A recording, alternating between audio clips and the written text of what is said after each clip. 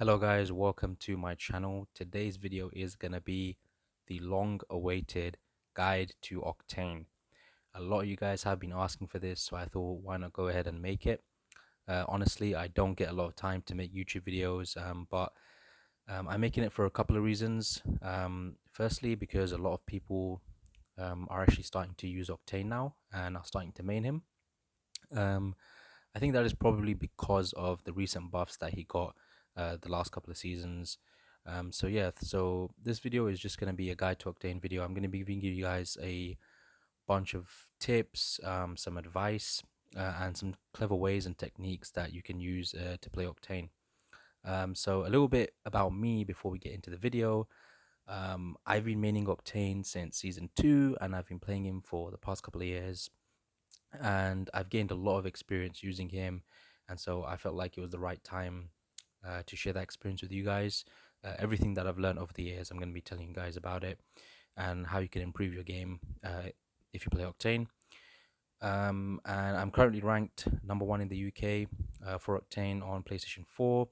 I've competed in a lot of tournaments, competitions, and all that kind of stuff, so I do have that experience. So without further ado, let's get straight into the guide. So I'm going to be having some gameplay footage play in the background just as a reference. So first things first, we're going to kick off by quickly and really briefly talking about his abilities and just what they do in general. So first of all, we have his passive ability, which is Swift Mend, which is basically a health regeneration. So eventually, over time, if he is not taking any damage, he will recover his health slowly. So yeah, that's pretty much it. He regenerates his health over time slowly if he's not taking any damage. And then we have his tactical, which is a stim, which is a really popular tactical ability, and probably a lot of the time people enjoy using Octane is to use his tactical ability. Now, what his stim does is it gives you a 30% speed boost for 6 seconds at a cost of health. So you will lose, I think it's about 10% health, but you do get that 30% speed boost with it. And then his ultimate, which is his jump pad, which is the mobility feature that comes with Octane. So he can literally throw this jump pad down anywhere he wants, and himself as well as his teammates can use it, and they can literally just do what it says. It's just literally a jump pad. So you can jump on it and it launches you into the air. You can use it for a variety of different reasons, but yeah, it eventually provides mobility for the team.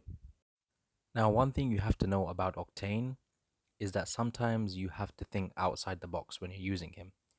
A lot of the time, people will just play really aggressive with him. They will push like a lot of the fights, and just all they think about is, pushing, getting those kills, and just getting into fights with Octane. And sometimes that is a good thing. Of course, he's an offensive legend at the end of the day. He's made to attack. But sometimes you do have to think outside the box when you're playing with him, and you do have to remember to use his abilities in more clever ways, in more sort of intelligent ways, rather than just wasting them and just continuously pushing. So that's what I'm going to be telling you guys today as well. I'm going to be explaining how to use his abilities in more smart, clever ways, and how to sort of think outside the box with him. So let's get straight into his abilities, and one at a time, we're going to be talking about how you can use his abilities in different ways. Okay, so first of all, his passive ability. So as you know, it's a health regeneration ability, so he regenerates his health over time. So how can you use this or be a little bit more efficient with his passive? So first of all, since he regenerates health, and it's very similar to Lifeline's tactical, you can actually save up some inventory space with his passive. So unlike a lot of other legends who don't have any health related abilities like Wraith or Pathfinder or someone like that, they will often need to carry quite a lot of syringes and medkits. Whereas someone with health related abilities such as Lifeline, and obviously in this case Octane, you don't need to carry as many syringes or medkits because your health will eventually come back. And if you've just gotten out a gunfight and maybe you have like you lost like 10% health or 20% health, it's not much of a big issue. You can honestly just wait for it and let your health come back eventually, and it's not a big problem, unless obviously, you're getting like third partied or pushed from different angles. But yeah, you really don't have to carry as many syringes and medkits. You can save up your inventory space for more important things like ammo and grenades and throwables and all those kind of things. So you honestly don't have to carry as many syringes. You can save up a lot more space in your backpack. So, for example, personally, I find myself only carrying either one syringe or two medkits, or two syringes and one medkit. That is literally it. And that has gotten me through the game. I've won a lot of games by just having those syringes and medkits. And, these are games that I've gotten into like two or three fights, and I've been perfectly fine with it. So I don't need to carry as many syringes. Obviously, if you are going to push a lot of fights, you will need a little bit more syringes. But at the end of the day, just generally, you will save a lot of inventory space by not carrying as many syringes and medkits simply because you don't need them. Your passive ability has you covered health wise, so your health will regenerate and you will not need to carry those extra syringes or medkits. Now, let's move on to his tactical ability, which is his stim. Now, the stim comes with some pros and cons. A lot of people that I've seen play Octane, some of my teammates who have played Octane in the past, um, I've seen them use the stim for the wrong reasons and they don't use it correctly sometimes. Now, let's talk about the pros first.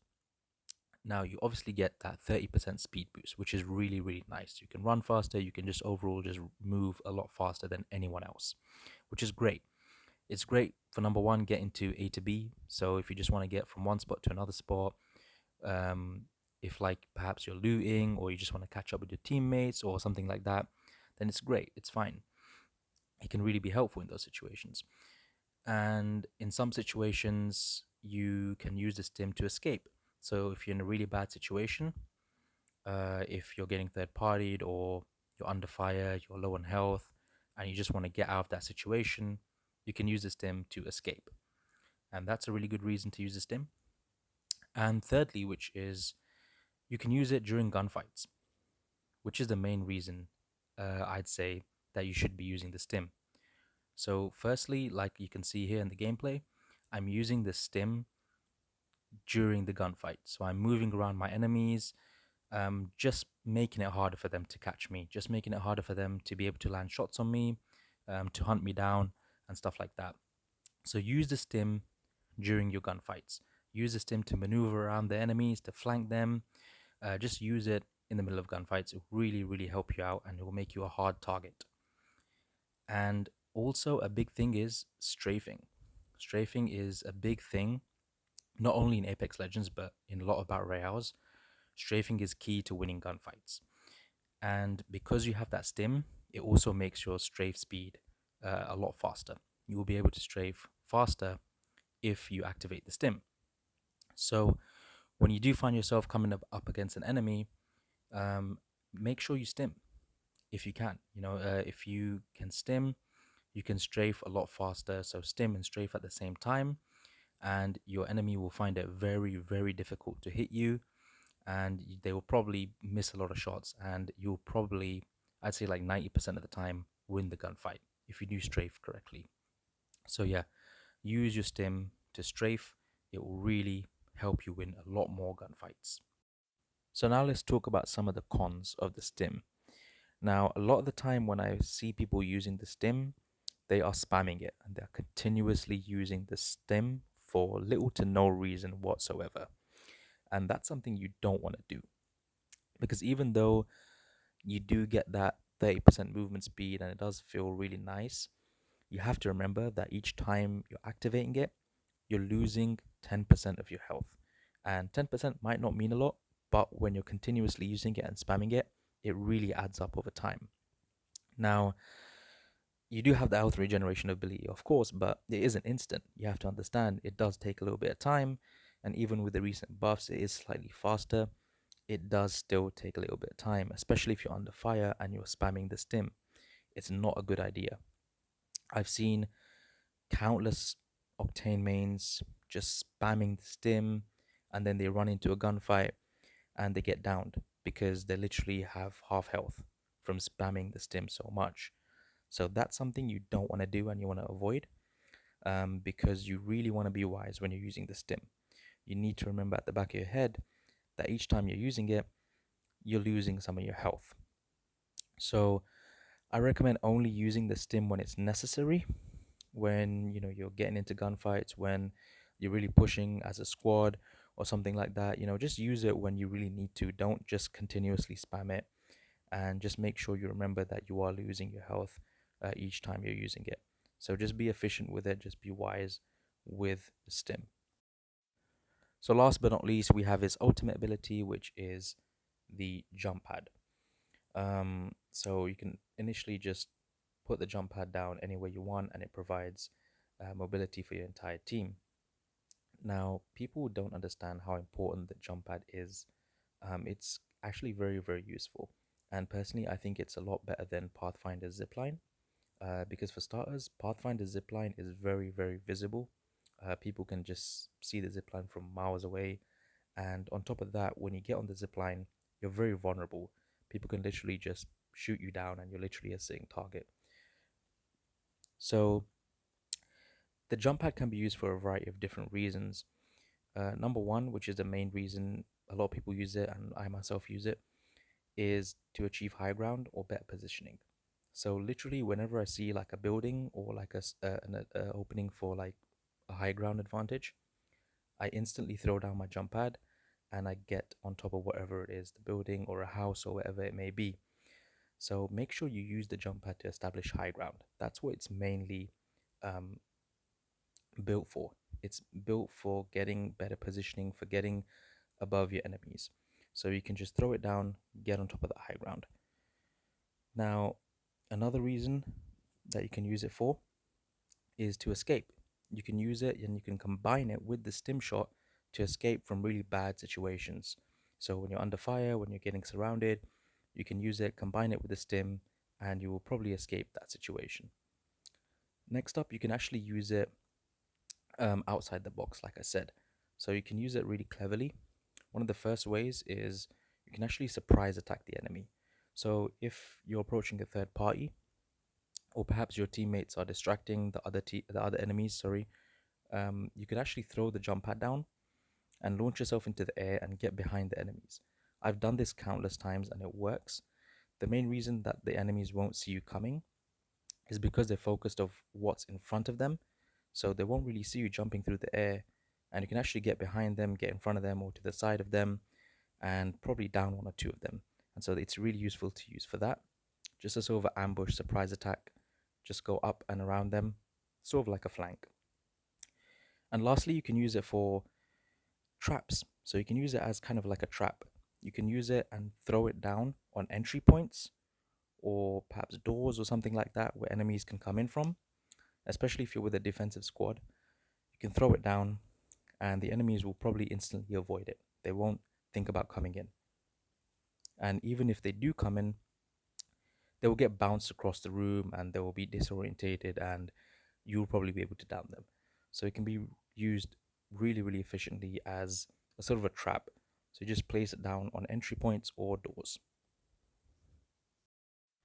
So those are the main ways you can use a jump pad. Of course, the main reason is obviously getting that high ground, getting that better positioning. So make sure you are throwing it, you are using it not only for yourself, but for your team to establish high ground. Get on top of buildings, get on top of those high ground spots, because high ground is very, very important to get all your angles off. So guys, that is it. That is the guide to Octane. I hope that helped you guys out.